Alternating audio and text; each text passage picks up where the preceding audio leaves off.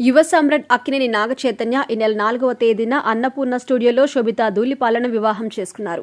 300 మంది అతిథుల తర్వాత నిరాడంబరంగా జరిగిన ఈ వేడుకల తర్వాత ఈ జంట తొలిసారిగా అనురాగ్ కశ్యప్ కుమార్తె వివాహ వేడుకల్లో కనిపించారు. బిజీగా గడుపుతున్న లైఫ్ లో చిన్న బ్రేక్ తీసుకుని ఫ్యామిలీ మరియు ఫ్రెండ్స్ తో ఎంజాయ్ చేయాలి అనుకుంటున్నారా? అయితే వెంటనే ఆర్వీ వెకేషన్స్ ప్రైవేట్ లిమిటెడ్ ని సంప్రదించండి. వీరి దగ్గర సరికొత్త ఆఫర్స్ మరియు స్పెషల్ ప్యాకేజెస్ ఉన్నాయి. మరిన్ని డీటెయిల్స్ కోసం సంప్రదించండి 7997979960 అలాగే 61.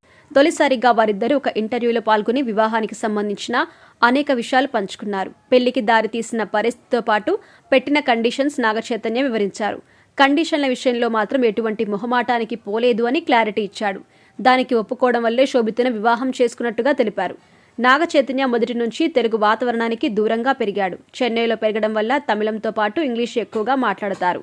దీంతో తెలుగులో మాట్లాడడానికి తడబడతాడు. హైదరాబాద్ వచ్చిన తర్వాత తెలుగు కొంచెం అలవాటైనప్పటికీ ఇప్పటికీ పూర్తిగా స్పష్టంగా తెలుగు రాదు. ఇక గతంలో వివాహం చేసుకున్న సమంత కూడా ఇంగ్లీష్లో మాట్లాడేది. ఇక తెలుగు మాట్లాడడం చాలా తక్కువగా ఉండేది ఇంట్లో.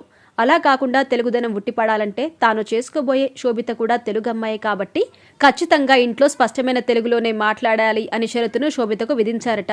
అందుకు శోభిత కూడా ఒప్పుకుందట. పెళ్లి జరగడానికి ముందు కూడా తనను కలిసిన పలు సందర్భాల్లో తెలుగులో మాట్లాడమని శోభితను కోరేవాడని, తాను ఒప్పుకునేదని, అలాగే పెళ్లైన తర్వాత కూడా ఇంట్లో తెలుగులోనే మాట్లాడుకుంటున్నట్టుగా నాగచైతన్య తెలిపారు.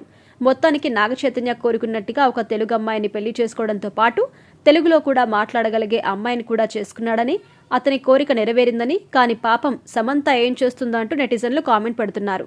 సమంతపై జాలి పడుతున్నారు. నాగచైతన్యతో కలకాలం సంతోషంగా సంసారం చేసుకుంటే అందరూ సంతోషించేవారని, నాగచైతన్యకి పిల్లలంటే చాలా ఇష్టమని, ఇద్దరు పిల్లల్ని కంటే విడిపోకుండా ఉండేవారేమో అని మరికొందరు అభిప్రాయపడుతున్నారు.